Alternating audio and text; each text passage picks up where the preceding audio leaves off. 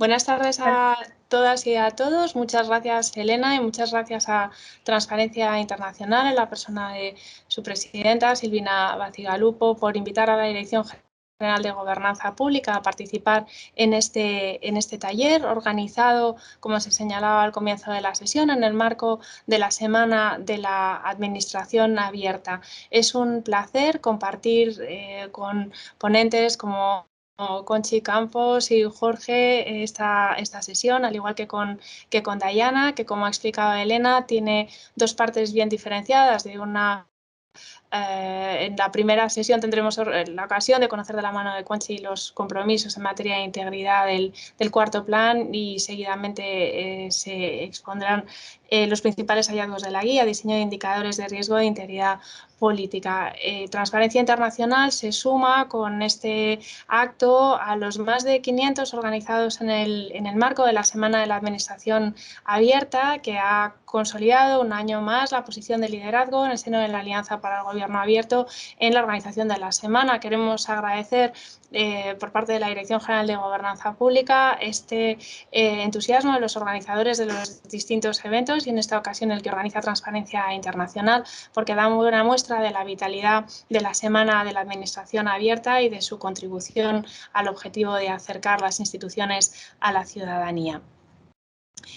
Me gustaría, en estas palabras de bienvenida, centrarme muy brevemente en la relevancia que los compromisos sobre integridad y buen gobierno hemos asumido el conjunto de las administraciones en el cuarto plan, así como el impulso que han proporcionado las organizaciones de la sociedad civil presentes en el Foro de Gobierno Abierto, y que ha sido determinante en la construcción del conjunto del eje de integridad en el cuarto plan. Y es que en esta dimensión de la integridad del cuarto plan constituye una muestra evidente de los frutos que puede propiciar el proceso de cocreación, que fue una de las señas distintivas en la elaboración del cuarto plan. Un cuarto plan, además, que siempre nos gusta recordar, desde la Dirección General de Gobernanza Pública, se elaboró y se fraguó en las circunstancias extraordinariamente difíciles de la pandemia, lo cual no impidió que todo este trabajo conjunto de las administraciones y de la sociedad civil se plasmara en un conjunto de compromisos e iniciativas que resultan de extraordinaria relevancia para el avance de las políticas de gobierno abierto en nuestro país. De modo que es un resultado que, tanto en la forma por haberse gestado y haberse articulado su seguimiento en el seno de un foro multiactor paritario en la representación entre las administraciones públicas y la sociedad civil, como el Foro de Gobierno Abierto, pero también en el fondo por la dimensión y alcance de los compromisos que hemos asumido las tres administraciones, está permitiendo consolidar la posición de España como un referente en políticas de gobierno abierto. Y digo esto sin asomo de autocomplacencia, porque desde la Dirección General de Gobernanza Pública somos muy conscientes de que situarse como referente supone nada más y nada menos que asumir o ser conscientes de la envergadura del reto y de los compromisos que nos hemos trazado para el horizonte 2024. Es decir, es un recordatorio constante de que debemos esforzarnos más y debemos tratar de hacer las cosas un poco mejor. Y para eso la ayuda de las organizaciones de la sociedad civil que están presentes en el Foro de Gobierno Abierto resulta inestimable, porque nos ayudan, entre otras cosas, a hacer un seguimiento de los compromisos en las reuniones que tenemos en el marco de los diferentes grupos de trabajo en que se articula el Foro de Gobierno Abierto. Esto supone apelar a la política de alianzas, que es consustancial al propio funcionamiento del foro y a la articulación de los compromisos del cuarto plan, pero también consustancial al cumplimiento de otros instrumentos de planificación de amplio alcance, como pueden ser los Objetivos de Desarrollo Sostenible, de los que forma parte el conjunto de compromisos del cuarto plan. Y es que ello nos permite realmente apelar a ese nuevo paradigma de la forma de gestionar los asuntos públicos, que es la gobernanza pública. Un paradigma que nos permite, por una parte, apelar a la inteligencia colectiva de nuestras organizaciones, aprovechar al propio tiempo nuestra estructura de gobierno multinivel, es decir, que hace que en el Estado podamos aprender del dinamismo de las entidades locales y de las comunidades autónomas en la asunción y el cumplimiento de los objetivos del cuarto plan y apoyándonos, por último, en las alianzas con las distintas organizaciones de la sociedad civil, que es un elemento clave para ser ambicioso en los compromisos y ser constante en el cumplimiento de los objetivos. En este sentido, y con estas fórmulas de trabajo, a la hora de abordar los compromisos de integridad que están establecidos en el cuarto plan, en la Dirección General de Gobernanza Pública, el 15 de marzo de 2021, constituimos un grupo de trabajo en el seno de la Comisión Coordinadora de las Inspecciones de Servicios, con el objetivo de poner en pie las bases de un sistema de integridad institucional en la Administración General del Estado.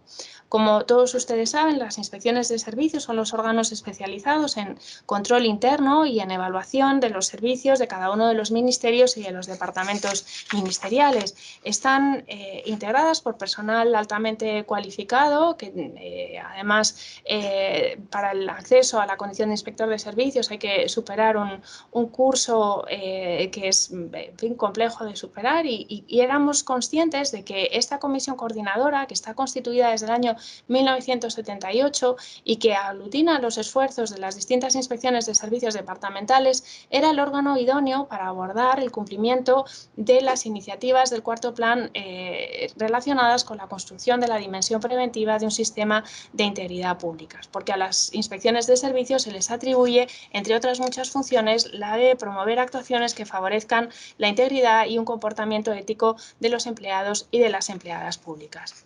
A lo largo de este tiempo, en el seno de la Comisión Coordinadora, han venido trabajando estructurados en 10 subgrupos de trabajo con el fin de abordar las diferentes dimensiones de un sistema preventivo de integridad pública, con el objetivo de que el resultado de estos trabajos se acabe integrando en la Estrategia Nacional Antifraude, que también está siendo objeto de elaboración por el Servicio Nacional de Coordinación Antifraude de la Intervención General de la Administración del Estado. Como ven, desde la Administración General del Estado estamos tratando de aunar los esfuerzos y de apelar a todos los recursos internos existentes en la organización para construir esta dimensión preventiva tan importante para integrarla en esta fase del ciclo antifraude, que, como saben, no solo integra la prevención, sino que luego aglutina también los ciclos de detección, investigación y sanción. A lo largo de estos meses el trabajo está siendo intenso, y una vez que el resultado de estos trabajos se acabe integrando en el borrador de la Estrategia Nacional Antifraude, se abrirá el oportuno proceso de consultas para poder perfeccionar el resultado de estos trabajos a través de consultas con las partes interesadas y con los distintos sectores que puedan ayudar a enriquecer este resultado. Como señalaba hace un momento, la experiencia está resultando sumamente enriquecedora, estamos aprendiendo mucho en el proceso.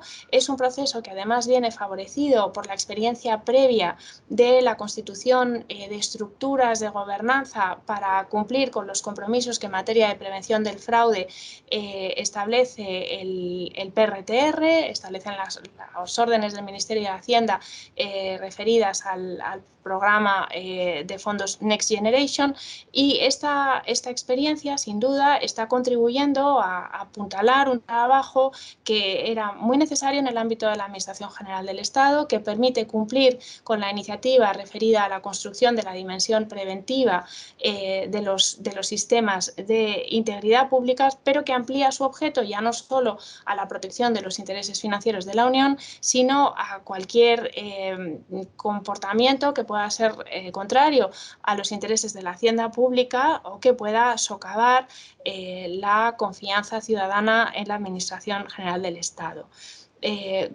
Creo que los frutos de este esfuerzo colectivo, vaya por delante todo nuestro agradecimiento a los equipos que están trabajando en este proyecto, van a ser buenos, van a permitir afianzar una cultura de integridad pública en la Administración General del Estado y van a poder integrarse en una estrategia de alcance más amplio como será la ENA, la Estrategia Nacional Anticorrupción. De nuevo, muchísimas gracias a todas y a todos cuantos estáis conectados en esta sesión. Muchísimas gracias a los organizadores. Un placer compartir con vosotros este espacio y este encuentro.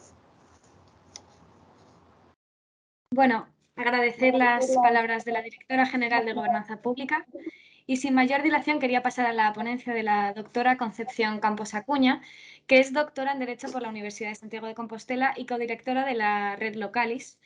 Llevará a cabo una ponencia sobre integridad política, compromisos en el cuarto plan de gobierno abierto en el eje de integridad.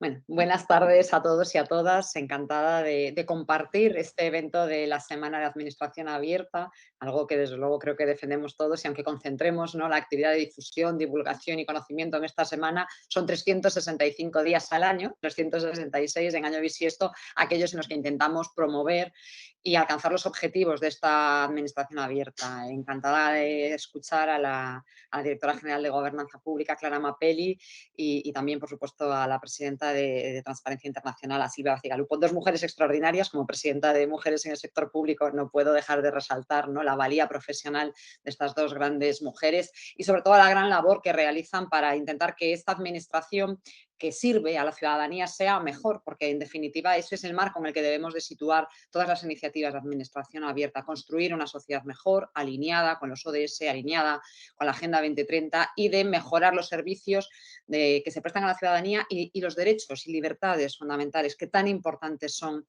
en el momento actual. Siempre lo han sido, ¿no?, pero a veces pensamos que está todo ganado y cada día debemos de trabajar, cultivar e intentar que sigan, ¿no?, estas semillas que se van plantando en instrumentos como el cuarto plan de gobierno abierto para seguir contribuyendo, sumando y multiplicando incluso las iniciativas, porque en definitiva todas las iniciativas que se han venido prestando en España desde el primer plan de gobierno abierto, ¿no?, y también la primera ley de transparencia y buen gobierno, han ido sumando, ¿no?, y construyendo este edificio. Siempre suelo decir que cuando hablamos de integridad institucional y de los sistemas de integridad institucional, en realidad estamos hablando de construir una fortaleza, ¿no?, que las instituciones, como la estabilidad institucional, deben de ser fortalezas de integridad dentro de las cuales podamos garantizar que se minimizan esos riesgos de corrupción política, pero también de corrupción administrativa, aunque yo creo que, bueno, afortunadamente, más allá de las percepciones, nuestros estándares pues, no son de lo peor, ¿no?, que podamos ver en el escenario, aunque siempre hay que trabajar desde el punto de vista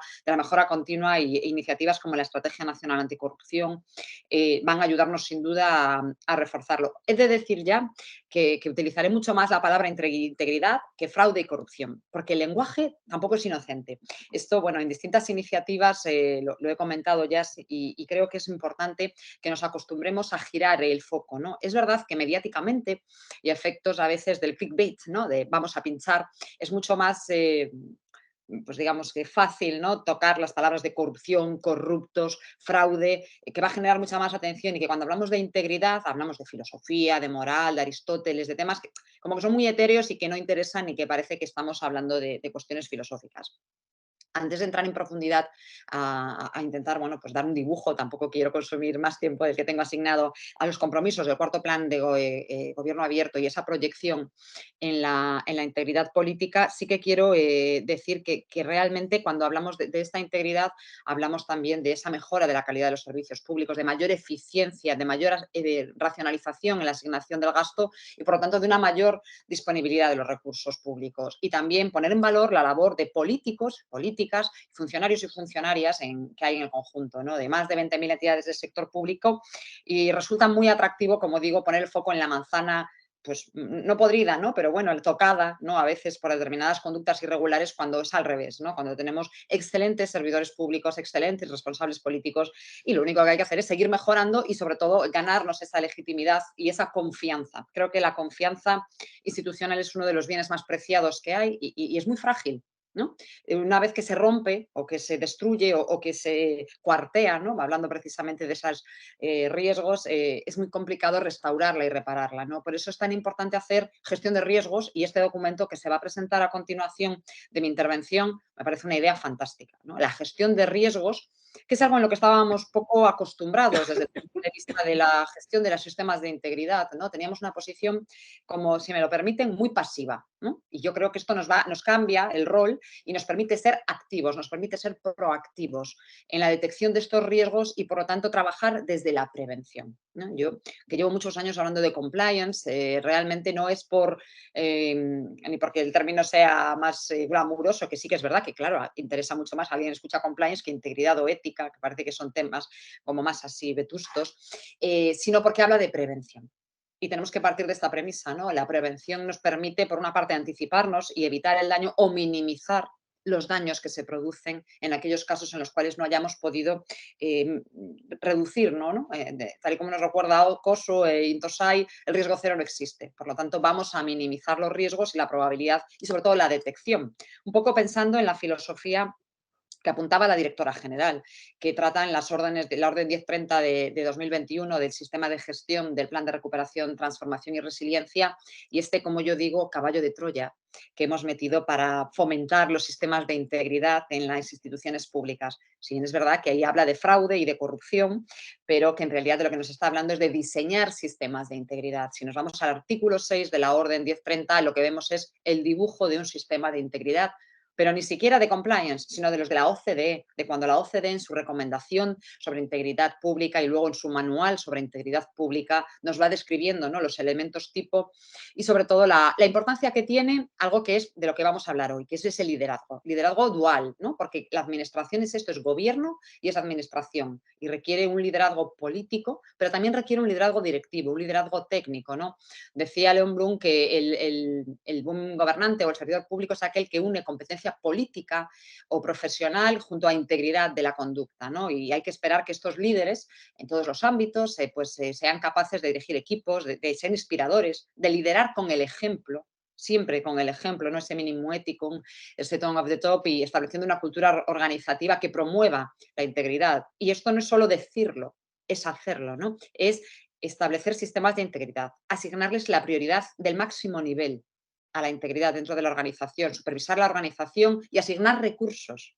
Algo que nos estamos encontrando en muchos casos con el tema de los planes antifraude en el marco de los Next Generation es que las instituciones, las organizaciones no tienen recursos. Yo siempre digo, bueno, algunos recursos tienen, lo que no hacemos a veces es asignar la prioridad, ¿no?, a la integridad, a los sistemas de integridad, ponerlas en el número 1 de integridad, de prioridad para que esto lo sea. Y desde ese punto de vista, el contar con el refuerzo, con el anclaje de este cuarto plan de gobierno abierto que recoge, como digo, un eje específico de integridad y que hace que también nos familiaricemos con la terminología, con las acciones, que midamos, ¿no? Es muy habitual decir esta expresión de lo que no se mide no puede mejorar. Bueno, pues el plan de gobierno abierto, el cuarto plan y anteriormente los otros tres, en esa alianza público-privada con esa sociedad, con ese sector civil, con la academia, con los expertos, con los practitioners, nos permite ese control, ese monitoreo social que además nos dan los datos, porque lo veremos ahora también, ¿no? Dentro de esos ejes se habla incluso de inteligencia artificial. La tecnología, no nos quepa la más mínima duda, es una gran aliada de la integridad, ¿no? Lo vemos en la posibilidad de aplicar los cruces de datos para detectar, ¿no?, cualquier posible riesgo de integridad, riesgos de corrupción, de gestión ineficiente, ¿no? Partiendo a veces de que pues las irregularidades no siempre obedecen a un interés económico de lucrarse, ¿no? El tema de la familiaridad, los conflictos de intereses constituyen sin duda uno de los temas más complicados de gestionar en un país como el nuestro, en el que la elevada sociabilidad, ¿no?, de los conjuntos de personas que están en la administración pública lo hacen difícil. Y hablo de personas porque aunque estoy hablando de sistemas de integridad, me gustaría recordar que al final el eje real sobre el que va a pivotar este sistema de integridad son las personas. Suelo decir que las personas son el alfa y el omega de cualquier proceso y que no es, o no coincido, aunque evidentemente como actividad de gestión sí lo es, con esta afirmación de que la contratación pública es la actividad de gestión más expuesta a riesgos de corrupción. Lo es desde la óptica de que tiene una asignación de recursos económicos presupuestarios muy elevados y evidentemente la tradición de los riesgos es elevado presupuesto, elevado riesgo, pero los expedientes no se corrompen solos, los pliegos no se corrompen solos, hay una persona detrás. Por eso es tan importante este eje de integridad, pero también me gustaría recordar que el plan es un documento transversal y que debemos de ver también con una mirada elevada, de conjunto, ¿no? Cuando nos habla del eje de sensibilización y de formación, es fundamental para poder aplicar estos sistemas de integridad, para poder desarrollar todas estas filosofías. E integridad, además, y formación y sensibilización que también se tiene que dar en los niveles políticos, porque en muchas ocasiones, y está más que demostrado, ¿no?, dentro de las dificultades y de los riesgos, no voy a decir la incompetencia, porque no es incompetencia, es la falta de conocimiento, ¿no? En ocasiones las personas que desempeñan determinados puestos, pues acaban de llegar a la administración pública, desconocen los sistemas, los procedimientos, los marcos de procesos de toma de decisión, y esto es un grave riesgo, ¿no? Para cometer irregularidades, decisiones poco informadas, poco transparentes, y por ello es tan importante que también esa parte política, esa parte de altas decisiones, de dirección, tenga esa formación. Fijémonos, cuando la Orden 1030 habla de las distintas medidas, habla al más alto nivel, ¿no? Incluidos todos los niveles jerárquicos, y habla del compromiso de las autoridades de la organización. Esa es la clave en la que tenemos que ver también estos compromisos del cuarto plan de gobierno abierto, ¿no? Partiendo, como digo, de esa dualidad de gobierno y administración. Si nos vamos al documento que hay aprobado y que ahora ya está en marcha y que se está rodando, ¿no? Como muy bien ponía de relieve la directora general de Gobernanza Pública en su presentación, nos encontramos con que se habla pues realmente de un modo expreso, claro y abierto por primera vez de algo que a mí, bueno, pues tengo que decir que como llevo trabajando estos temas mucho tiempo, pues me ha gustado y me ha desde luego complacido, como es hablar de sistemas de integridad pública de carácter preventivo, ¿no? Es decir, esta es la primera premisa con la que nos tenemos que quedar, que vamos a trabajar siempre desde la prevención. Y este es el enfoque del cuarto plan, ¿no? Con un diagnóstico y mejora, lo primero que tenemos que hacer siempre es esto. Hay que saber el estado en el que nos encontramos, con administraciones públicas de distinto nivel, ¿no? De ámbito territorial diferente, Estado, comunidades autónomas, entidades locales, pero aún dentro de cada una de ellas, pues yo procedo del mundo local y ahí nos encontramos con municipios que tienen millones de habitantes y municipios que apenas tienen decenas de habitantes, ¿no? Hay que escalar también, ¿no? Esos sistemas de integridad, las medidas, la medición, la aplicación, la colaboración es básica, ¿no? En los objetivos del cuarto plan se percibe a la perfección a través de la FEMP, en el caso de las entidades locales, pero también las distintas iniciativas de las comunidades autónomas y las de la Administración General del Estado. Sin olvidarnos de toda la parte de administración instrumental, que están igualmente comprometidas en los compromisos y en este eje de integridad y en la conformación de los sistemas de integridad, ¿no? Hasta el punto de que incluso las sociedades públicas se veían ya, digamos que, comprometidas por esa responsabilidad penal que recoge el Código Penal respecto a las personas jurídico-públicas en aquellos casos que excepcionalmente tienen esta responsabilidad. Bueno, pues desde ese punto de vista, el primero sería ese diagnóstico y mejora de los sistemas de integridad pública, partiendo de la premisa de que necesitamos saber, como digo, esa foto, ¿no? Y para ello, el mapa de riesgos, fijémonos que esta guía que vamos a presentar a continuación nos habla de esto, de los riesgos, ¿no? Los códigos de conducta, las encuestas de clima ético, las guías de autoevaluación y la formación, ¿no? Que parece que es algo básico y fundamental, ¿no? Ya digo que los mapas de riesgos, el sector público parece que estaba abocado a que cuando hablábamos de riesgos solo había un ámbito sectorial muy concreto, el de los riesgos laborales. Ahí sí teníamos claro que había que hacer evaluación de riesgos, medidas, ¿no?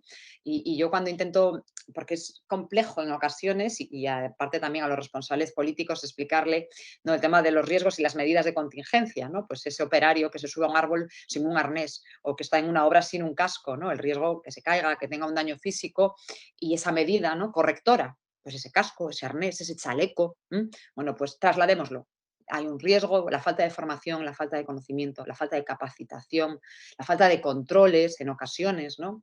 E incluso a veces la gran existencia de controles que al final se superponen y que lo único que conducen puede ser en ocasiones a un exceso de burocracia que tiene justo el efecto contrario, ¿no? Decía Tácito en el siglo II de nuestra era que cuantas más leyes, más corrupción, ¿no? Porque complicamos tanto el ecosistema normativo que todo el mundo busca por dónde evitarlo, ¿no? Pues quizás esto también sea un riesgo, ¿no? La calidad normativa, la mejora de las normas. Pues este es el primer paso y a mí me parece que de los compromisos, digamos que yo distinguiría, por una parte, compromisos regulatorios, compromisos operativos y, desde luego, el compromiso marco, ¿no? El compromiso marco para mí es este diagnóstico y la mejora del sistema de integridad pública. Pensando en que en muchas ocasiones diremos, pues es que no tenemos un sistema de integridad. Pues quizás sí que lo tengamos. Tenemos un código ético, un código de conducta. Los responsables políticos se encuentran comprometidos desde el año 2013. Ley de Transparencia y Buen Gobierno, título 2. Era el único título que entró en vigor inmediatamente con la aprobación de la ley, sin una vacatio de 2 años para el ámbito local y también de 1 año, ¿no? Automáticamente, en su artículo 26, estableciendo los principios de buen gobierno que replican en gran medida los principios de conducta, el código de conducta del artículo 52 y siguientes del texto refundido del Estatuto Básico del Empleado Público, y que en definitiva nos vienen a dar esas pautas, esas orientaciones, ¿no? Ese giroscopio interno al que hay que responder cuando tenemos que actuar, ¿no? Una lectura detenida de estos principios de buen gobierno y luego también sus homólogos en el ámbito autonómico, ¿no? Y en aquellos casos en que lo tengan las entidades locales, nos ayudan a construir, ¿no? ese sistema de integridad y nos hacen percibir que realmente sí lo tenemos, ¿no? Sí tenemos esos controles preventivos, hemos introducido, ¿no? Siguiendo en muchos casos la metodología acoso, es decir, nos encontramos con que este sería como el compromiso marco, ¿no? Porque es el que nos va a situar en relación a la necesidad de dónde están esas oportunidades de mejora, del mismo modo que cuando hablamos de los mapas de riesgos, de esa identificación, de esa evaluación y esas medidas, ¿no? Potenciando siempre esas orientaciones, ¿no? Códigos de conducta que yo diría ya que incluso muy centrados, más que aspiracionales, en conductas concretas, ¿no?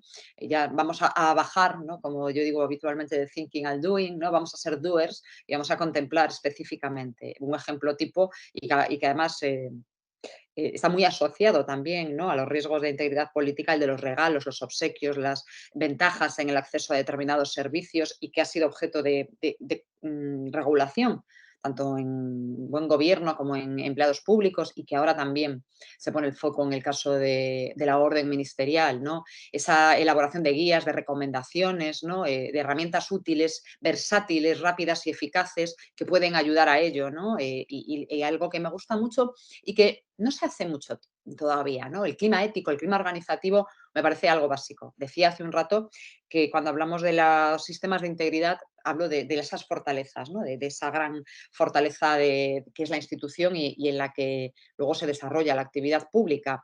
Bueno, pues los climas éticos son fundamentales. El clima de la organización, en la medida en la que puede contribuir a resolver los dilemas, ¿no? Y sobre todo esa posibilidad de que se fijen unos estándares de integridad, ¿no? Yo creo que tanto los trabajos de la ONU como los trabajos de la OCDE y por su parte la Unión Europea están avalando siempre esta línea de acción que se recoge en el mismo.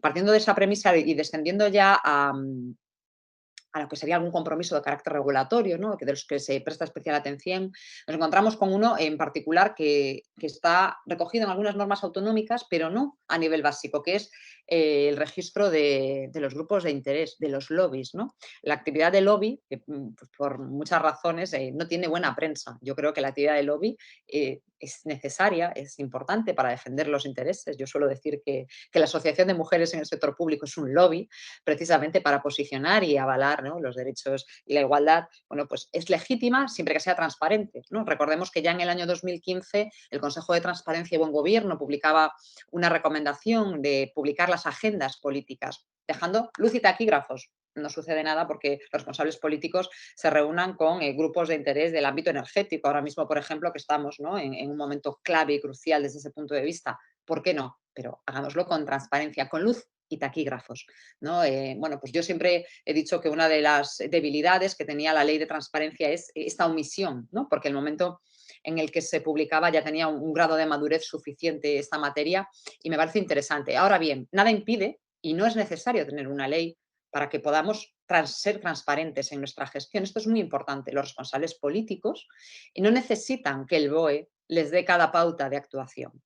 Está muy bien, desde luego, que tengamos un marco legal acorde con los estándares de integridad que requiere una administración pública del siglo XXI, como digo, muy alineada con el ODS 16, instituciones sólidas, justas, transparentes, pero tampoco nada lo impide, ¿no? En tanto no tenemos esta norma aprobada, recordemos que tenemos un plan anual normativo en el que se recogen también esa planificación de leyes, pero bueno, que a veces las cargas regulatorias pues tardan un cierto tiempo, ¿no? en establecerse. Por lo tanto, este registro de lobbies aplica de un modo muy importante a la transparencia en los procesos de toma de decisión. ¿Por qué se regula? ¿Por qué no se regula? Si se han tenido en cuenta o no se han tenido en cuenta las decisiones y si en algún momento tenemos que pensar que las decisiones pueden estar sesgadas por la acción de determinados agentes sociales, económicos, tercer sector. Bueno, pues es un gran avance desde ese punto de vista el establecimiento de este registro y de este compromiso, ¿no? Por parte del gobierno abierto, del cuarto plan de gobierno abierto. Y de hecho, el compromiso del cuarto plan sigue con una carga regulatoria, como es la relativa a las leyes de incompatibilidades. Claro, desde el año 84, que es de aquel que nace nuestra ley, no se ha adecuado. ¿Cuánto ha cambiado el mundo desde el año 84 hasta el año 2022? ¿No? Yo creo que es algo que se ha incluido precisamente en el Plan Anual Normativo aprobado por el Consejo de Ministros, además como con un pack regulatorio, que es el de los conflictos de intereses, ¿no? En España tiene una tradición ya de largo tiempo aplicando causas de abstención y la aplicación del procedimiento de recusación, que ya garantiza en gran medida pues que los intereses público-privados se tengan en cuenta, ¿no? El Estado tiene la Ley Reguladora del Ejercicio del Alto Cargo, la Oficina de Conflictos de Intereses, las comunidades autónomas también los tienen, pero es importante visibilizar y adecuarlo, ¿no? A día de hoy, aunque ya disponemos de medidas, esa publicidad de las resoluciones de incompatibilidad que recoge la propia ley, que nos ayudan a poder, como digo yo, hacer las conexiones, ¿no? De por qué este interés se produce.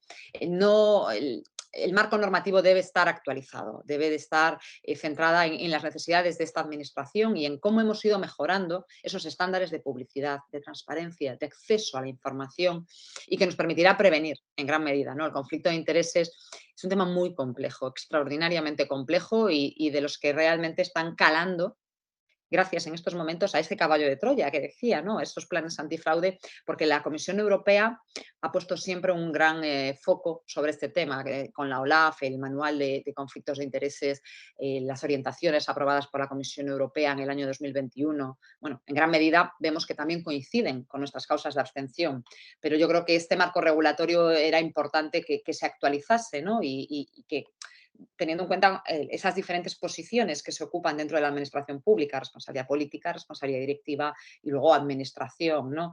Teniendo en cuenta que es algo muy importante y en la que además digamos que se puede conectar directamente con el siguiente compromiso, que es el relativo a la inteligencia artificial. Bueno, parece que oímos hablar de inteligencia artificial mucho y todos los días, ¿no? De hecho, hoy mismo creo que, si no recuerdo mal, creo que se publicaba hoy, ¿no? Una noticia, bueno, un reportaje en un medio de comunicación en la que hablaba de inteligencia artificial para qué, ¿no? Precisamente la inteligencia artificial confiable, ética, es uno de los retos a los que nos vemos expuestos en estos momentos y la gestión del dato. Pensemos, pues compatibilidades, incompatibilidades, la detección de esas conexiones, de esas vinculaciones, ¿no? De qué manera por eso es una medida muy, muy operativa, muy pragmática y muy orientada a dotarnos de herramientas de soporte, ¿no? Porque si el sistema de integridad es lo macro, al final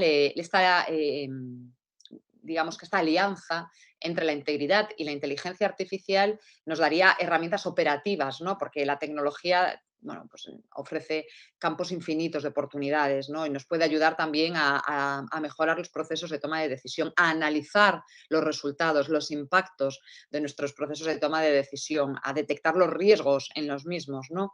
Pero también, evidentemente, partiendo de la premisa de que esta inteligencia artificial no puede situar a la ciudadanía en una posición de debilidad. Los procesos de toma de decisión soportados en algoritmos, soportados en gestión de datos, tienen que poder ser transparentes también y tienen que ser íntegros y tener en consideración las cuestiones de carácter ético, ¿no? Yo creo que para todos es muy conocido el caso de Compass, ¿no? El asistente judicial de Estados Unidos, en el caso Loomis, casos que no queremos ver, ¿no? Pues la GAIP ya había establecido cómo precisamente el acceso a la información algorítmica es algo debido, distintas resoluciones del Tribunal Administrativo de la Lazio en Italia. Bueno, no quiero abusar del tiempo asignado, pero bueno, tenemos muchísimos ejemplos y realmente me pareció un acierto. Tengo que decir que lo aplaudí en su momento cuando lo vi dentro de los compromisos del cuarto plan de gobierno abierto y que creo que va a ser, desde luego, una de las grandes proyecciones de futuro. Y ya para finalizar, algo que, bueno, era así que una asignatura pendiente, no solo en España, en muchos países de la Unión Europea, como es la protección de denunciantes. El 17 de diciembre del año 2021 finalizaba el plazo de transposición de la directiva de los whistleblowers, de los alertadores, denunciantes, informadores de irregularidades, ¿no? Y en estos momentos nos encontramos en una fase ya más avanzada, aunque seguimos estando en un momento de incumplimiento, ¿no? de esas obligaciones de transposición. Ya tenemos un anteproyecto de ley aprobado en Consejo de Ministros que ha sido sometido a exposición pública y con el cual se pretende, pues, completar este ciclo, ¿no? de integridad, que es contar con mecanismos, con herramientas de canales de denuncias, sistemas de protección de denunciantes o de informantes, ¿no? A mí me gusta mucho más utilizar la palabra, que es además la que usa tanto la directiva como el anteproyecto de ley aprobado en el Consejo de Ministros y que resulta clave, ¿no? Tenemos casos que todos conocemos, que su origen y se han desvelado de corrupción y de desviación de fondos públicos, en los que su origen ha sido precisamente personas que con gran valentía han denunciado, han comunicado e informado de la existencia de estas irregularidades y han conseguido que se detectasen. Por desgracia, con posterioridad a que se produjeran los daños, ¿no? Donde la reparación, como digo, luego, bueno, pues es judicial, penas de cárcel, pero ni los fondos se pueden utilizar en el momento en el que se habían asignado presupuestariamente, ni tampoco nos encontramos con que esa pérdida de credibilidad de ver a los responsables políticos, ¿no? Sometidos a un juicio por la vía penal y a una exigencia de responsabilidad penal, no es bueno ni para el servicio público ni para la administración pública. En definitiva, creo que los compromisos del cuarto plan de gobierno abierto en el ámbito de la integridad, partiendo de lo macro, como decía, que es esos sistemas de integridad de carácter preventivo, ese diagnóstico, esa regulación tanto de los grupos de interés como de la modificación de las leyes de incompatibilidades y de conflictos de intereses, con la regulación de la protección de denunciante, ¿no? Garantizando ese estatuto de protección y los canales, así como completado con esa dimensión de la inteligencia artificial en una visión dual como herramienta al servicio de la integridad, pero también como exigencia de integridad, es decir, una inteligencia artificial ética, confiable, robusta, ¿no? En los términos que utiliza la Comisión Europea, nos ayudarán a que la integridad política esté menos expuesta a los riesgos, algo a lo que sin duda contribuirá también la guía que vamos a conocer a continuación y que le estoy deseando desde luego escuchar esa presentación. Por lo que me despido ya agradeciendo la atención y a Transparencia Internacional la oportunidad de participar en este interesante seminario de la Semana de Administración Abierta y, por supuesto, a la Directora General de Gobernanza Pública por su presentación y las interesantes aportaciones que ha realizado al inicio. Muchísimas gracias. Muchísimas gracias, Concepción, por tan interesante ponencia. A continuación, quiero dar paso a dos colegas del Movimiento de Transparencia Internacional. En primer lugar, a don Jorge Valladares, que es Research and Policy Expert de Political Integrity en Transparencia Internacional en el Secretariado en Berlín, y a doña Diana Bouzo, que es Coordinadora de Integridad y Transparencia en el Sector Público de Transparencia Internacional España. Ambos van a presentar la guía de la que venimos hablando durante toda la jornada, que se titula Diseño de indicadores de riesgo de integridad política, guía en 11 pasos. Así que sin más, Jorge, Diana, cuando queráis. Bueno, buenas tardes a todos y a todas. Muchísimas gracias, Elena, por la presentación. Bueno, también en primer lugar me gustaría agradecer a todas las personas que están conectadas y nos están acompañando en el marco de este workshop que lo celebramos en la Semana de la Administración Abierta. También me gustaría agradecer muy especialmente a Clara, a Concepción y a Jorge por estar hoy con nosotros y por haber aceptado la invitación para participar. Y también me gustaría recordar, como mencionaba Clara, que esta iniciativa, este workshop se está celebrando en el marco de esta iniciativa de la Semana de la Administración Abierta, que me parece que es muy importante porque no sé si todos lo conocen, pero se trata de una iniciativa impulsada a nivel mundial por la Alianza para el Gobierno Abierto, que se celebra una vez al año y que tiene como objetivo acercar las administraciones públicas a la ciudadanía, basándose en los principios de gobierno abierto, en los principios de transparencia, de rendición de cuentas, de participación ciudadana, de integridad política y de colaboración. En este sentido, me gustaría destacar que es la primera vez que desde Transparencia Internacional España celebramos una jornada o un evento en el marco de esta semana, por lo cual nos hace muchísima ilusión.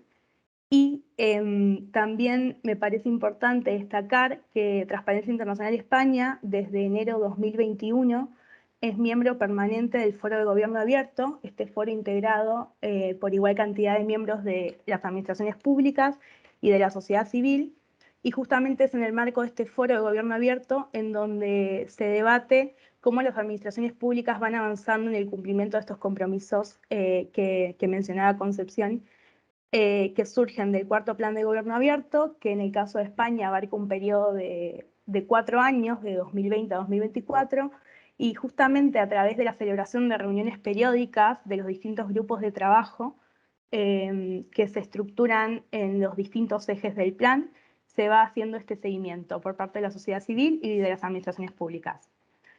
Bueno, habiendo mencionado esto a nivel general, me gustaría hacer una pequeña introducción brevemente para contextualizar esta guía de la que venimos hablando, que es una guía publicada por Transparencia Internacional este año, y como muchos otros documentos de Transparencia Internacional, se gestó y se elaboró en el marco de unos encuentros que se llevan a cabo todos los años por el movimiento, digamos, en su dimensión global, que se conocen como bootcamps. Es decir, desde el Secretariado de Transparencia Internacional se organizan anualmente estos encuentros que versan sobre diferentes temas en los que participan distintos expertos de las distintas temáticas, y obviamente también participamos diferentes capítulos del movimiento. Y bueno, me parece importante destacar que esta guía que hoy vamos a presentar junto a Jorge es producto del tercer bootcamp organizado por Transparencia Internacional, que fue un bootcamp que se celebró del 5 al 28 de octubre del año pasado, de 2021, y que se centró específicamente en integridad política y en la importancia de detectar los riesgos de corrupción política. En el marco de este bootcamp, se celebró en colaboración con la Oficina de Instituciones Democráticas y Derechos Humanos de la Organización para la Seguridad y la Cooperación en Europa. Se organizó, por supuesto, con el Secretariado de Transparencia Internacional, y los capítulos nacionales que participaron fueron los capítulos de Europa y de Asia Central.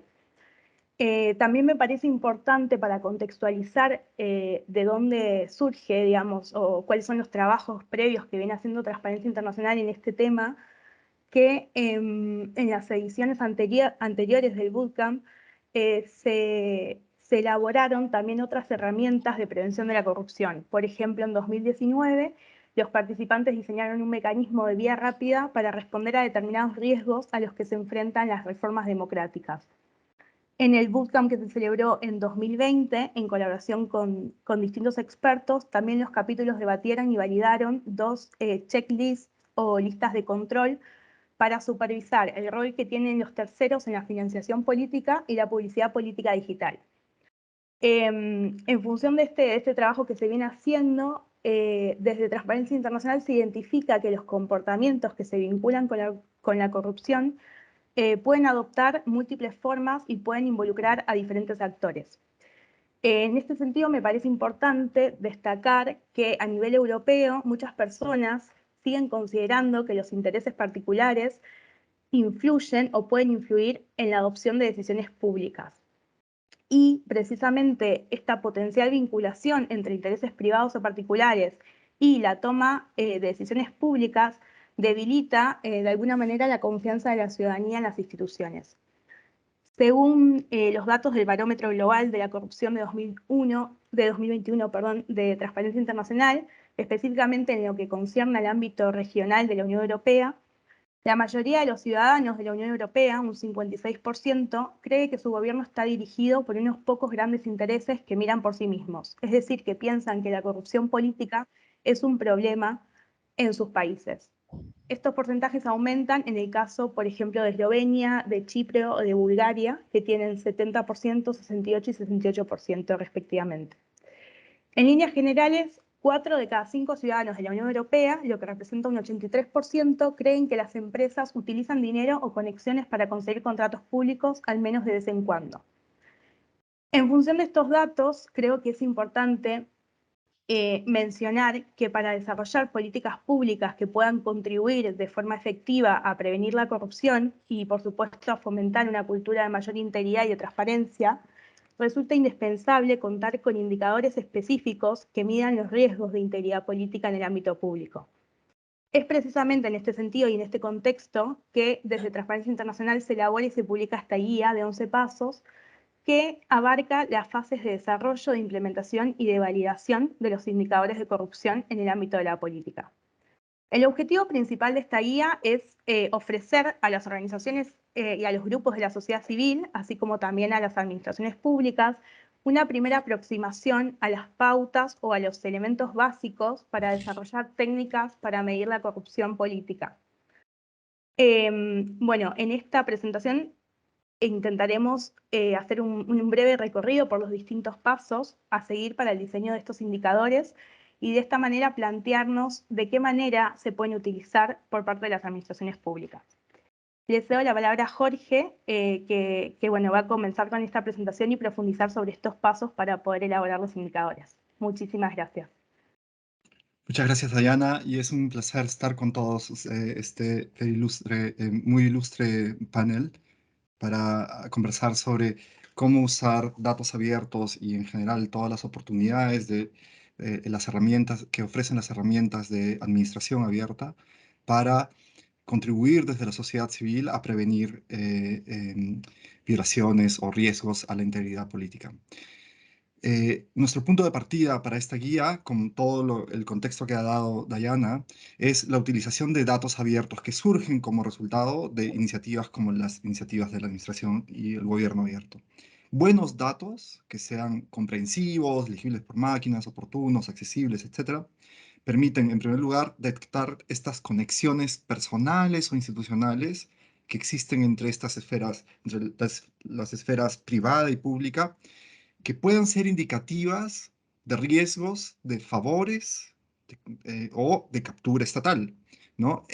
No solamente en la formulación de políticas o de leyes, pero también en la adjudicación de contratos, el gasto público o la implementación de las leyes. Esta guía se trata básicamente de facilitar a organizaciones de la sociedad civil, pero también a oficinas que estén encargadas del monitoreo de la gestión pública para cruzar datos y hacerlos hablar, ¿no? Para nosotros es importante conectar diferentes bases de datos y poder establecer conexiones entre distintos actores individuales o institucionales y poder identificar banderas rojas, ¿no? O alertas que permitan ejercer algún tipo de supervisión o de prevención sobre el ejercicio de la política pública. Nosotros en el movimiento de transparencia internacional hay varios capítulos que ya utilizan estas estrategias, y han comenzado a elaborar indicadores de riesgo para identificar estas situaciones delicadas para el ejercicio de la función pública. Un caso es, por ejemplo, en Colombia, elecciones y contratos, donde básicamente la tarea gracias al capítulo Transparencia por Colombia, nosotros podemos saber qué porcentaje de donantes a las campañas políticas, a diversos candidatos o partidos, obtienen, con posterioridad a realizar su donación, obtienen contratos con el Estado. Lo mismo podemos hacerlo ahora en Estonia, donde gracias a una iniciativa llamada Opener, podemos establecer y mapear las redes de conexiones entre personajes de la esfera privada y funcionarios públicos electos o designados en la administración. Esto requiere usar datos y yo quisiera simplemente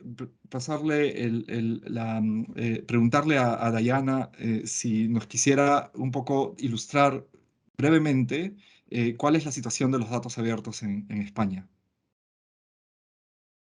Muchas gracias, Jorge. Sí, en primer lugar me gustaría mencionar que en el marco del proyecto de Integrity Watch 3, en el que Transparencia Internacional España está trabajando y está participando junto a otros 16 capítulos, estamos iniciando un proceso de elaboración de estos indicadores y por eso me parece importante mencionar que este proyecto Integrity Watch 3 pretende, por un lado, mejorar la capacidad de los organismos públicos, la sociedad civil y los medios de comunicación para medir y detectar los riesgos de corrupción, y por otro lado aumentar la coordinación y la cooperación nacional y transfronteriza entre las partes interesadas, tanto de gobierno, sociedad civil y medios de comunicación. Contextualizando, digamos, en el marco de este proyecto, el primer paso para llegar a estos resultados es precisamente, como mencionaba Jorge, la determinación de nuestros datos, es decir, conocer de qué manera se está publicando actualmente la información y cómo se está presentando, y para ello creo que es importante tener criterios o estándares comunes a la hora de recolectar esta información.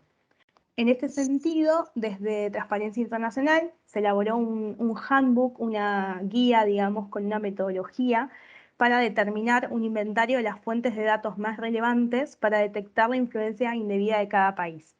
Y esto a su vez permite, por un lado, la selección de las fuentes de datos más relevantes para la visualización de estos datos y posteriormente para la creación de indicadores de riesgo, y por otra parte permite que los esfuerzos de promoción ante las autoridades pertinentes sobre cuáles son las mejoras clave se puedan, digamos, posibiliten luego prevenir y detectar estos riesgos e infracciones de integridad política. A partir de esta guía, de esta metodología, cada capítulo que está en el marco del proyecto va a ser una primera propuesta, un informe que conocemos como Data Scoping Report, que tiene como fin analizar y evaluar las distintas fuentes de datos sobre integridad política de cada país. En el caso de España, en una primera aproximación a esta cuestión, se puede mencionar que de un total de 11 conjuntos de datasets sobre integridad política, se identificaron como los datasets con mayor puntuación, los de financiación política, registros de votaciones, seguidos por información sobre contrataciones públicas, presupuesto y declaraciones de bienes e intereses. En el medio, con una puntuación intermedia, digamos, se encuentran los datasets que tienen que ver con gasto público, con directorios de funcionarios y funcionarias públicas, registros de propiedad y registros mercantiles. Y por último, los datasets que en el caso de España arrojaron esta primera, digamos, propuesta, la menor puntuación, tienen que ver con los registros de lobby y con registros de titularidades reales. Siguiendo un poco esta metodología, se establecieron una serie de características de la información que se tienen en cuenta a la hora de observar esta información. Es decir, para asignar esta puntuación se miden distintas características de la información. Estas características, a grandes rasgos, tienen que ver con la existencia de la información, con la disponibilidad, la actualidad, si se trata de información completa o no, si está en formatos abiertos, si es abierta y accesible en el sentido de que no se necesita registrarse o identificarse o bien pagar para obtener la información, la interoperabilidad, etcétera, entre otras características. Y en función de ello se identificaron como características con menor puntuación las que tienen que ver con la granularidad, la interoperabilidad y la documentación de la información. En el caso de registros mercantiles y registros de la propiedad, se identificó que para acceder a estos registros, a esta información, es necesario pagar y no son gratuitos, lo que en la práctica supone un impedimento para quienes quieren acceder a la información. Y también se identificó que la característica que se vincula con formatos abiertos presenta un amplio margen de mejora, ya que en general la información que se publica no está en estos formatos abiertos. En lo que respecta específicamente a los registros de lobby, que Concepción ya mencionaba que es uno de los compromisos en el marco del cuarto plan, la regulación de un registro de grupos de interés obligatorio, en el caso de España, específicamente se trata del compromiso 5.2 del cuarto plan. Bueno, esto lo que, digamos, la consecuencia que tiene es que actualmente España no cuenta con un registro centralizado de lobby a nivel nacional. Si bien hay experiencias de determinadas comunidades autónomas como Madrid, como Castilla-La Mancha, como Cataluña, que sí cuentan con un registro de lobby, pero esta es una, digamos, de las principales cuestiones que tiene que ver con esta información. En el marco de este proyecto Integrity Watch 3, también me parece importante mencionar que a partir de esta primera aproximación en el proceso de recolección y de análisis de la información disponible y de los distintos conjuntos de datasets sobre integridad política en España, se identificaron algunos principales retos, como el que tiene que ver con la homogeneización de la información publicada por las administraciones públicas de todos los niveles, tanto Administración General del Estado, comunidades autónomas y entidades locales. Es decir, tenemos todavía que hacer mucho trabajo, tenemos mucho trabajo pendiente para que esta información se encuentre publicada, digamos, de manera homogénea entre todos los niveles. Por otra parte, también se identifica como una de las cuestiones, digamos, importantes, que se necesita más coordinación, más cooperación y más colaboración entre las distintas administraciones públicas para permitir el cruce y el posterior análisis de esta información. Bueno, como vimos, la creación de un registro único y centralizado de lobby y la creación de un registro de titularidad real es uno de los mayores retos. Actualmente hay anteproyectos de ley en este sentido, en donde desde Transparencia Internacional hicimos aportaciones. Y también creo que es importante mencionar que es necesario garantizar una mayor interoperabilidad entre las distintas fuentes de datos que se analizan y promover un mayor uso de formatos abiertos. Para terminar con Sí. esto, me gustaría señalar que los datos abiertos y la apertura de la información pública es indispensable y está estrechamente vinculada al fomento de la integridad y a disuadir la corrupción. Entonces, una estrategia de datos abiertos puede traer luz sobre los intereses que se toman en cuenta a la hora de adoptar determinadas decisiones públicas y también permite a la ciudadanía conocer de qué manera se adoptan estas decisiones, cómo es el proceso de elaboración de normas, en qué se gasta el dinero público y, en definitiva, por ejemplo, con quiénes se reúnen los funcionarios públicos. Es decir, hay múltiples cuestiones que nos permiten tomar estas decisiones públicas a partir de conocer y consultar la información disponible. Bueno, Diana, yo quisiera quizás preguntar aquí a Elena, que es la moderadora, saber cómo hacemos con el tiempo, porque no quisiera abusar del tiempo que han dedicado los asistentes, y yo tampoco quisiera como quitarle tiempo a Silvina, ¿no? Que tiene la siguiente intervención. No sé si queréis terminar en un par de minutos y Ok. abrimos espacio de preguntas y debate. Ha habido bastante información ya sobre la guía, y quisiera simplemente decir que la guía tiene 4 fases y 11 pasos.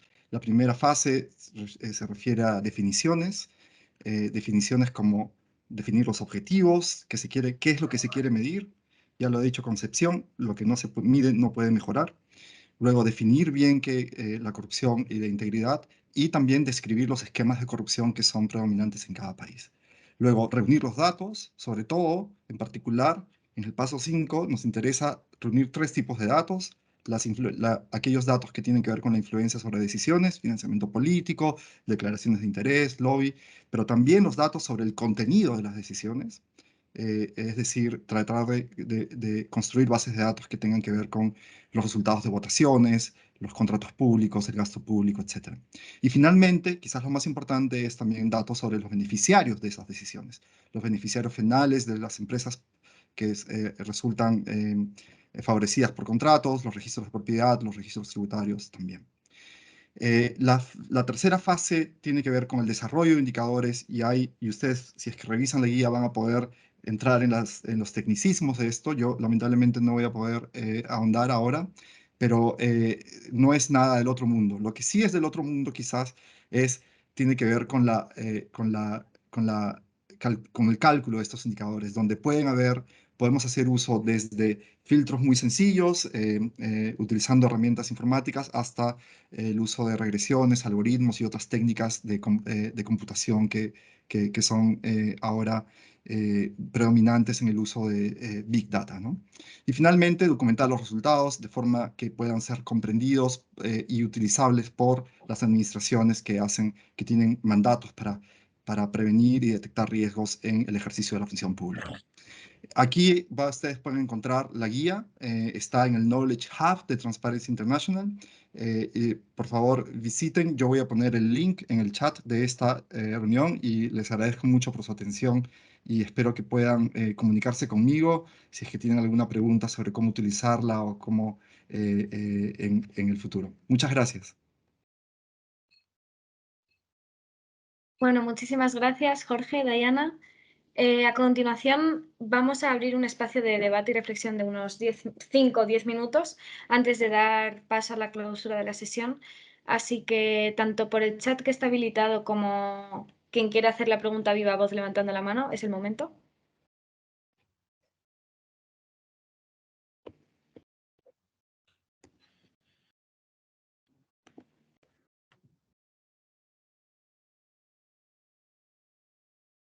Vale, veo una pregunta. No sé, bueno, la leo yo directamente, es de parte de Julia Barrera. Son preguntas para Concepción. Y dice, considerando que el cuarto plan de gobierno abierto lleva más de un año de ejecución, ¿cómo considera que vienen avanzando las administraciones públicas en el cumplimiento de los compromisos asumidos en el eje de integridad en el marco de este plan? ¿Y cuáles son los principales desafíos o reformas pendientes? Así que, Concepción, no sé si...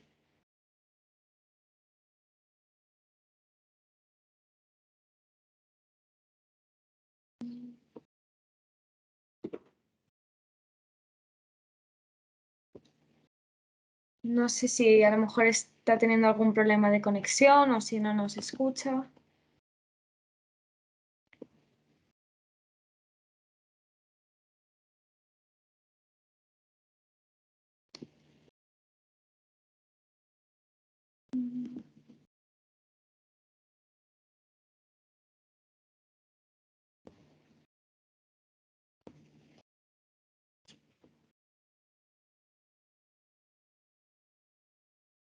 Si no, Clara, no sé si le gustaría contestar la pregunta.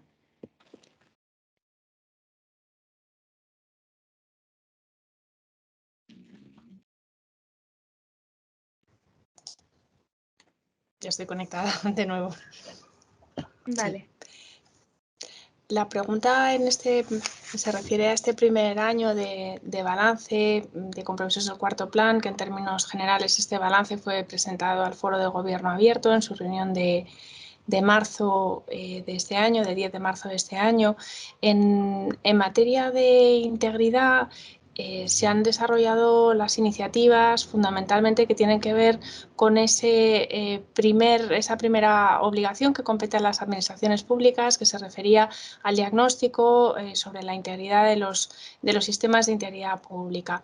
En el ámbito de la Administración General del Estado, ese diagnóstico se llevó a cabo de nuevo en el seno de la Comisión Coordinadora de Inspecciones de Servicios y fue uno de los elementos que motivó, por una parte, la necesidad de constituir el grupo de trabajo, porque lo que puso de manifiesto ese diagnóstico inicial era una cuestión que ha señalado Conchi perfectamente en su intervención, y es que por lo general el enfoque de las administraciones públicas en materia de integridad ha descansado esencialmente en un excesivo formalismo jurídico y en digamos, los controles clásicos de la fiscalización previa, que es un control muy clásico en nuestras administraciones, que es un control ya con muchas décadas, siglos, me atrevería a decir, de implantación, pero que no es suficiente. Debe completarse con esa otra dimensión que está tan desarrollada en el ámbito del sector privado, desde que se legisló en el ámbito de la Unión Europea en el sentido de atribuir responsabilidad penal a las personas jurídicas, y es todo el enfoque de la dimensión preventiva, porque estamos obligados a hacer un buen análisis de riesgo.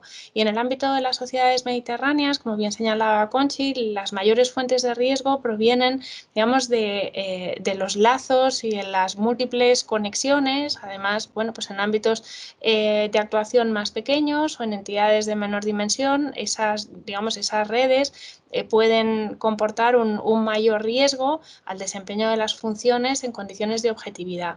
De forma que toda la corriente del compliance y de la prevención, que tiene, digamos, múltiples dimensiones, Conchi se ha referido a algunas de ellas, las encuestas de clima ético, recordar que el cumplimiento de los deberes de los empleados y empleadas públicas o de los altos cargos no solamente viene establecido en las normas, sino que hay que establecer guías y orientaciones de actuación que promuevan la ejemplaridad o la dignidad en el ejercicio de los comportamientos, y una apelación constante a interrogarse a uno mismo, a una misma, si hay cualquier elemento o factor que pueda afectar directa o indirectamente al ejercicio objetivo de las funciones públicas, que es una pregunta que va bastante más allá de nuestras normas clásicas, que están bien interiorizadas y establecidas en nuestro procedimiento administrativo en materia de abstención y recusación. De modo que esa actividad de la iniciativa del diagnóstico y mejora de los sistemas de integridad ya está cumplida, y ahora estamos enfrascados en el cumplimiento de la actividad referida a la mejora, que es ese trabajo que se está desarrollando en el seno de la Comisión Coordinadora de las Inspecciones de Servicios. También hemos cumplido con otras actividades importantes, como por ejemplo la integración de la dimensión de la integridad en todos los modelos de calidad, de evaluación de la calidad en las administraciones públicas. Esta es una dimensión que desde la perspectiva de gobernanza es importante porque supone alinear, digamos, los objetivos en materia de calidad con la integridad y, por supuesto, en materia de formación, el Instituto Nacional de Administración Pública, con carácter interdepartamental, y todos los departamentos están desarrollando planes intensivos en materia de integridad. Pero el acelerador fundamental, y ahora que veo que Conchi se ha conectado, yo creo que ella puede ampliar la información, ha sido la orden del Ministerio de Hacienda y las guías que han elaborado tanto la Secretaría General de Fondos como la propia IGAE, porque han supuesto una revolución en la interiorización de los valores del compliance en las administraciones públicas. Y ahora sí que yo creo que Conchi, que tiene una visión, digamos, más objetiva que la mía, que estoy precisamente en el, bueno, pues tratando de impulsar el cumplimiento de estos compromisos, puede completar estas impresiones que quería compartir con todos vosotros. Muchas gracias, Clara. Nada, Conchi, si tienes algo que añadir, perfecto, pero vamos un poquito mal de tiempo, así que si puede ser breve, genial. Vale, nada, yo un poco lo que dice Clara, yo creo que la orden ha expoliado las conciencias porque, digámoslo, incentivos, pues del mismo modo que la empresa privada tiene el incentivo de la responsabilidad penal, lamentablemente en el sector público no lo hay. Y podrán decir ustedes, y dirán bien, ¿cómo que no lo hay? ¿No? El servicio al interés general, la defensa de los intereses públicos, pero el día a día, ¿no? Y esa escasez de medios y de recursos hace que a veces pues, no se haya priorizado en las agendas públicas la integridad con una perspectiva de un sistema, ¿no? No como elementos aislados, sino como con la perspectiva de un sistema. Y yo creo que gracias a esta orden y a ese incentivo sí que va a hacerlo, las orientaciones, se hace de la necesidad virtud. Solo voy a poner un ejemplo. Yo ahora mismo estoy dirigiendo dentro del INAP un curso de integridad para el desempeño directivo que forma parte precisamente de los compromisos del cuarto plan de gobierno abierto, en el que hay directivos de todos los niveles de la administración y que tienen un compromiso extraordinario. Yo creo que ese es el mejor ejemplo de cumplimiento, de avance, y es que las personas que están al frente de las responsabilidades crean en ello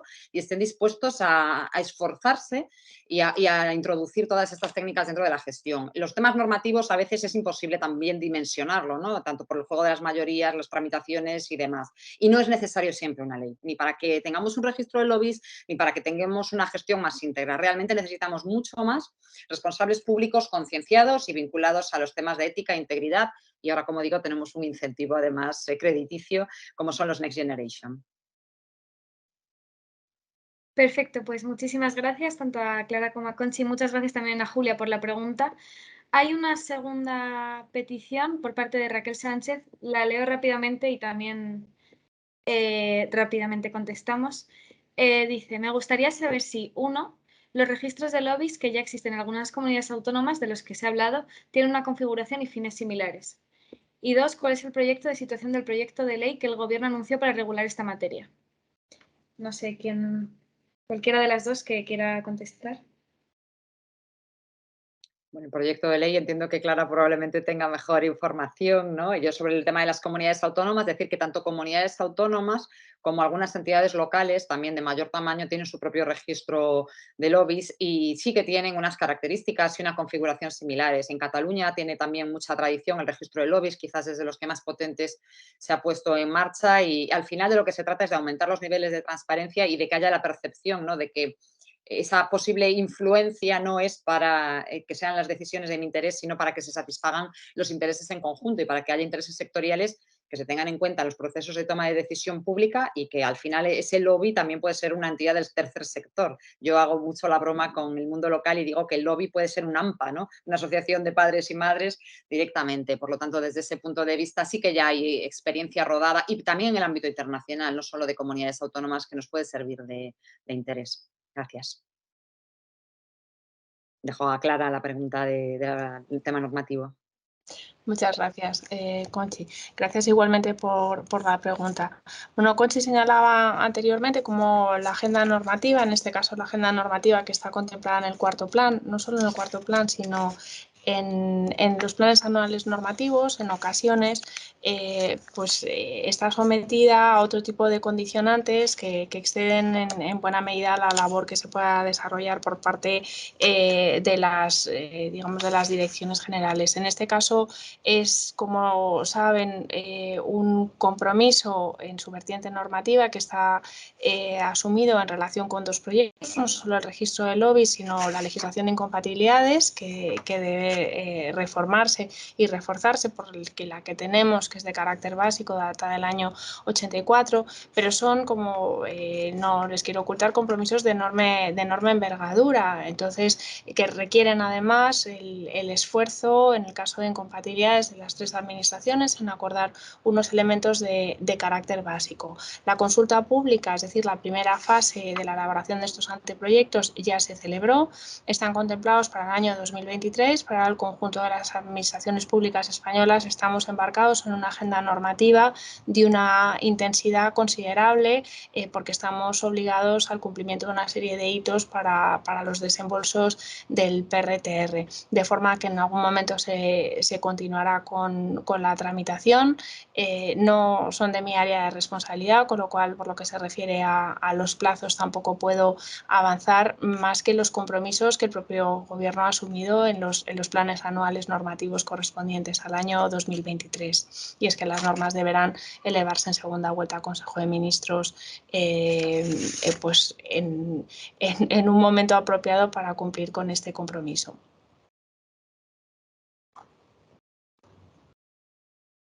Perfecto, pues muchísimas gracias nuevamente a ambas y muchas gracias, Raquel, por la pregunta.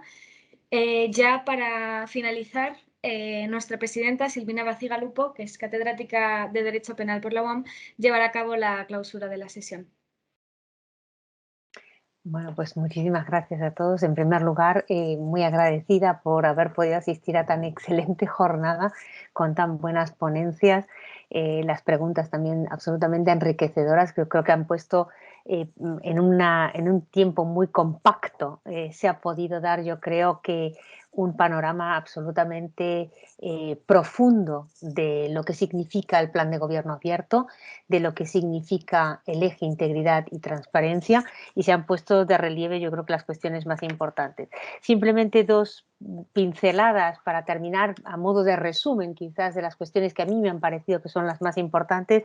Es, la orden lo que viene es a impulsar que finalmente hagamos ese mapa de riesgo y esa revisión tan necesaria de la regulación existente. No nos olvidemos que la Administración, el Estado, es en esencia regulación, es decir, donde la adopción de decisiones está previamente regulado, y por lo tanto, si el compliance surge en el ámbito de la empresa privada, porque precisamente en ese ámbito había una gran libertad para adoptar procesos internos y de autorregulación, es precisamente la cara opuesta a lo que es una administración, donde la adopción de decisiones pues está la contratación pública, los procesos de conflictos de intereses, las causas de atención, las contrataciones prohibidas, la ley de incompatibilidades, está absolutamente regulado.